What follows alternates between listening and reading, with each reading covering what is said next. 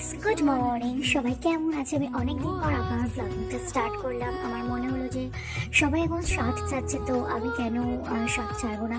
তো আমি বেশিরভাগই এখানে এই চ্যানেলটাতে শর্ট ছাড়বো হচ্ছে গেট রেডি উইথ মি।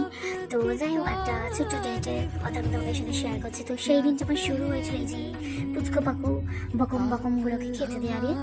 তো তারপর সেদিন সারাদিন বৃষ্টি ছিল, ঝিরিঝিরি বৃষ্টি হচ্ছে, কখনো বেশি বেশি বৃষ্টি হচ্ছে। তো ভাবলাম কেন আজকের দিন একটু এনজয় করি। তো আমরা বেরিয়ে গেলাম, আর তখনও বৃষ্টি হচ্ছিল, ভীষণ ভালো লাগছিল ওয়েদারটা, মানে পুরো এনজয় করছিলাম।